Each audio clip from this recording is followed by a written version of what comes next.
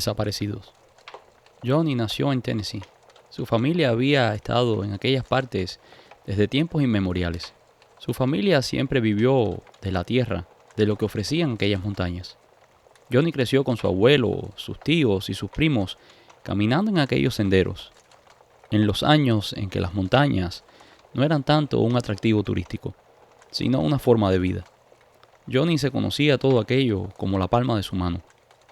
Y por eso fue uno de los primeros locales a los que le ofrecieron un trabajo de guardaparques cuando se abrieron las posiciones. Aquello era un sueño hecho realidad para el chico, pues su centro de trabajo era la montaña, lo que más amaba en su vida. De trabajo era todo relativamente sencillo, solamente tenía que cuidar el área que le fue asignada. Tenía que proteger el lugar de cazadores ilegales, de personas que hicieran fuegos, buscar personas perdidas y sobre todo mantener el orden en aquel lugar, cosa que no era difícil. Johnny rápidamente se ganó el cariño y el respeto de todas las personas que visitaban aquel parque. Y muchas veces más que un guardaparques, hacía de guía turístico. El chico verdaderamente le gustaba mostrar a las personas que venían a visitar el lugar los lugares que los locales conocían, esos lugares que lo llenaban de orgullo de haber nacido en aquella tierra. Más de un turista que vivía en otro estado regresaba cada año solo para ser guiado por Johnny por aquellos parajes y con la esperanza de que el guardaparques les enseñara un lugar nuevo. Un domingo del mes de diciembre del año 1974, el parque estaba casi solo. Aquellas bajas temperaturas no eran lo que las personas que se dedicaban al senderismo buscaban. Aquella prometía ser una tarde aburrida para Johnny. El chico patrullaba su área. Iba manejando un viejo jeep. Mientras lo hacía, se encontró con una pareja de locales. Eran muy amigos de él. Ahí hablaron por un momento y la pareja le dijo que ya regresaban a casa, que era demasiado el frío y que preferían estar en un ambiente un poco más acogedor. Johnny les dijo que si querían, que él los podía acercar hasta la puerta, a donde estaba su vehículo. Pero le dijeron que no, que preferían caminar, así completaban la distancia que se habían propuesto aquel día. Después de despedirse de Johnny, el chico siguió conduciendo su vehículo en la dirección opuesta a la que iban los caminantes. Horas después, cuando se tenía que hacer el cambio de turno, el chico no llegaba. El otro guardaparques vio con sorpresa que Johnny no había entregado las llaves del vehículo y que no se había reportado. Así que trató de llamarlo por la radio, pero no contestaba. Pensó que tal vez se había retrasado un poco o que se le había averiado la patrulla. Así que el guardia tomó la otra patrulla y salió a buscarlo, pero no lo encontró. Inmediatamente dio la voz de alarma y llamaron a los otros guardaparques y a la policía local, pues algo tenía que haberle pasado al chico. El chico era muy puntual y responsable y no permitiría que algo así pasara. Él siempre respondía a las llamadas de radio. Definitivamente algo había pasado. Inmediatamente se formó una patrulla de búsqueda y rescate. Buscaron a Johnny toda la noche, pero no aparecía. A la mañana siguiente se comenzó a esparcir la voz de que Johnny había desaparecido. Todos los vecinos de la zona vinieron al parque y se ofrecieron de voluntarios para buscarlo. Y así hicieron sin éxito. La familia no estaba muy preocupada, pues sabían que el chico tenía las destrezas necesarias para sobrevivir en aquellos parajes. Podía estar fácilmente 1 o 2 meses sin necesidad de tener comida o agua. Él sabía cómo sobrevivir en aquella montaña. La búsqueda se extendió por varios días, pero ni rastros del chico. 15 días después, las autoridades dieron por terminadas las tareas de búsqueda y Johnny fue declarado oficialmente desaparecido. Un mes después que se acabaron las búsquedas, unos turistas se presentaron en la caseta que hacía de estación. Querían reportar que habían visto una patrulla parada en un costado de la carretera, que estaba allí sola, sin ningún oficial adentro. Inmediatamente los guardaparques fueron en la dirección que le había indicado los senderistas y para su sorpresa encontraron el mismo jeep en el que había desaparecido Johnny. El vehículo estaba completamente limpio, como si lo hubiesen acabado de lavar. Dentro solamente encontraron el talonario de Johnny, donde estaban los reportes del turno, pero el chico no estaba allí. Inmediatamente llamaron a la policía para que vinieran a revisar el auto. Trajeron peritos y expertos de todo tipo, pero no encontraron nada. La gente comenzó a decir que tal vez alguien le había hecho daño y que ahora habían dejado la patrulla allí para despistar, que tal vez la patrulla había estado escondida todo este tiempo. Pero la policía no pudo encontrar ni una sola huella que no fueran las del chico.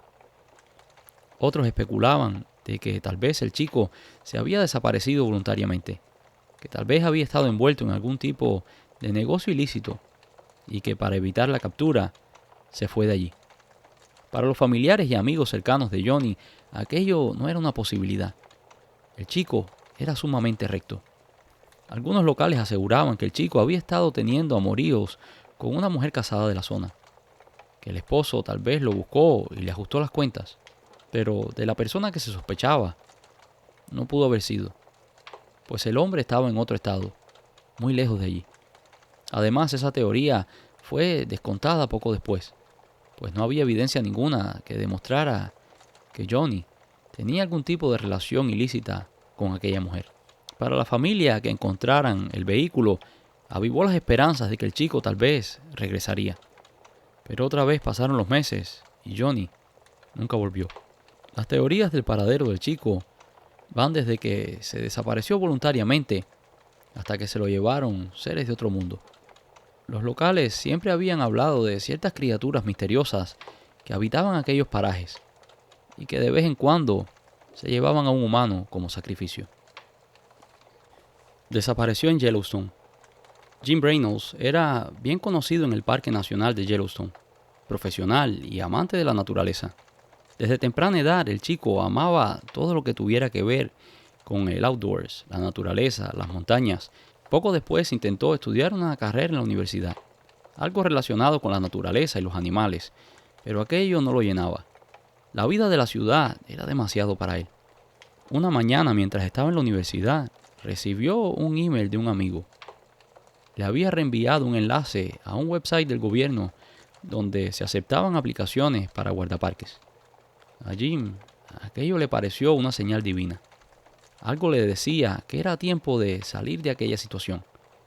Jim siempre contaba que desde el primer día que llegó al parque fue amor a primera vista. Nunca se había sentido tan vivo, tan bien, con tantos deseos de levantarse cada mañana. Tener la oportunidad de estar allí en aquel paisaje y rodeado de la fauna era una bendición. Todo parecía ir perfectamente bien hasta que un día Reynolds estaba inspeccionando un área conocida como Cascade Corner o la esquina de la cascada, donde perdió contacto con la estación base. Los chicos de la estación insistían constantemente tratando de establecer comunicación con la radio de Jim, pero no tenían éxito. Inmediatamente despacharon a otros guardaparques que fueran a buscar al chico, pero no estaba allí. De inmediato los equipos de rescate, tanto del parque como del estado, se pusieron a disposición de la búsqueda del chico, pero no apareció por ningún lugar. A pesar de la búsqueda exhaustiva que involucró a un equipo de rescate y helicópteros, nunca se encontró ningún rastro de él. Las autoridades del parque inicialmente sospecharon un encuentro con vida silvestre peligrosa o un accidente en el terreno escarpado y boscoso. Así que comenzaron a buscar algún indicio de restos del chico. Pues si había sido atacado por un animal, siempre se podía encontrar sangre o incluso restos humanos de algún tipo.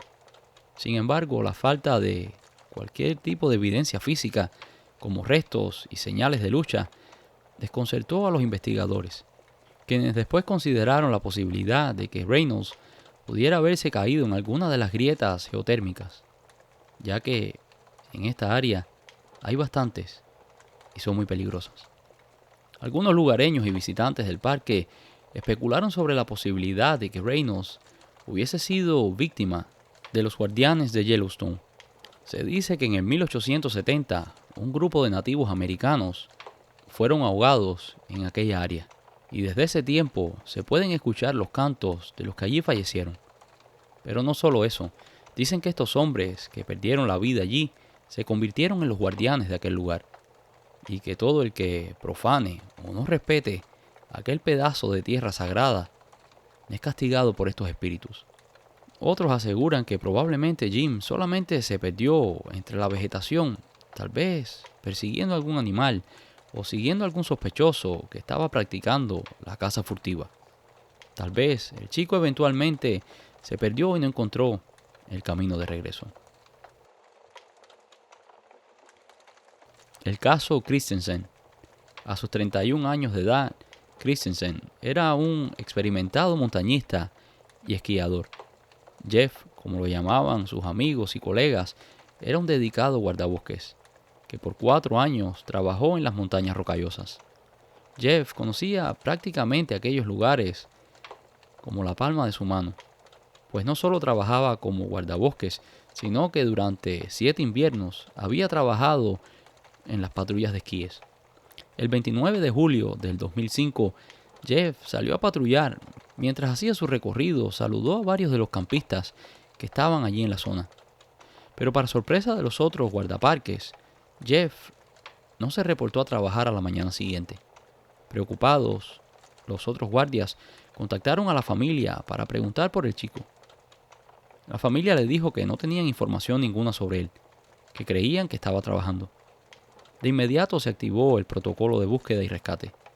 Más de 200 personas, 5 helicópteros y 9 unidades caninas fueron en busca del guardaparques. Sus padres también se presentaron en el lugar con la esperanza de que su hijo apareciera. No se hicieron esperar las especulaciones de que tal vez había sido atacado por algún criminal. Los guardaparques descontaron esto como una posibilidad, pues aquella es un área muy segura. Los compañeros estaban más preocupados de que hubiera sufrido algún tipo de lesión. Jeff había salido llevando su mochila con todo lo necesario para estar en aquel lugar. Aunque el chico no planeaba pasar la noche de patrulla, también iba equipado con un radio, el cual nunca utilizó para pedir ayuda. En medio de la búsqueda, algunos campistas aseguraron haber escuchado unos disparos y asumieron que era Jeff pidiendo ayuda, pero nunca encontraron la fuente de los disparos. 8 días después, un senderista encontró el cuerpo de Jeff. Según el reporte del forense, Jeff falleció producto de una fractura craneal. Aparentemente, el chico cayó entre unas piedras y se fracturó el cráneo. Esta fractura produjo un sangrado interno, eventualmente dejándolo inconsciente. También reportan que el cuerpo tenía varias cortadas en el área de las caderas y que parte de su ropa estaba desgarrada. Lo más curioso es que el equipo de rescate, incluyendo el equipo canino, pasó varias veces por el lugar, a menos de 30 pies de donde se recuperó el cadáver. Algunos trataron de explicar este extraño evento diciendo que tal vez el viento estaba soplando opuesto a la localización donde estaban las unidades caninas, y así alejaba el olor del cadáver de Jeff. Otra cosa interesante es que Jeff había tomado una ruta alterna. No había tomado la misma ruta que había planeado. Muchos guardaparques aseguran que esta es una práctica bastante común y que no rompe ninguna de las reglas el tomar algún tipo de atajo cuando se está haciendo una patrulla. Ante las preguntas de la gente de por qué el guardaparques no había usado su radio, el forense aseguró que por la severidad de las heridas probablemente había estado desorientado. Muchas fueron las teorías ofrecidas por los oficiales, pero todas tienen alguna deficiencia. Todas generan duda.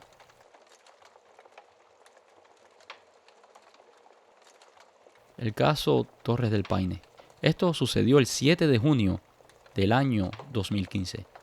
La guardaparques Rosa Morales desapareció en el Parque Nacional Torres del Paine mientras realizaba una patrulla de rutina cerca del lago Grey. Morales estaba investigando informes de actividad ilegal de caza furtiva en el área cuando dejó de comunicarse con la estación. A pesar de la intensa búsqueda que involucró equipos de rescates, drones y perros rastreadores, no se encontró ni rastros de ella. Las autoridades del parque consideraron varias posibilidades, incluyendo que uno de estos cazadores furtivos hubiese acabado con la vida del oficial y escondiera el cuerpo, o tal vez un accidente en aquel terreno. Se exploraron todas las posibilidades y se entrevistaron a varios testigos potenciales, pero ninguna pista era lo suficientemente sólida como para dar una conclusión. En la región existe una antigua leyenda mapuche sobre el Nahuelito, una criatura mística similar al monstruo del lago Ness, que se dice que habita en las profundidades de los lagos de la Patagonia. Algunos lugareños sugirieron que Morales pudo haber sido víctima de esta criatura legendaria, aunque estas teorías no fueron tomadas en serio por las autoridades y rápidamente fueron descartadas como una explicación fantasiosa ante la falta de evidencia tangible. Y esto es todo por hoy, espero que hayan disfrutado de este video. Si lo hicieron, déjanos un like y si no lo has hecho todavía, por favor suscríbete. Muchas gracias y nos vemos en el próximo video.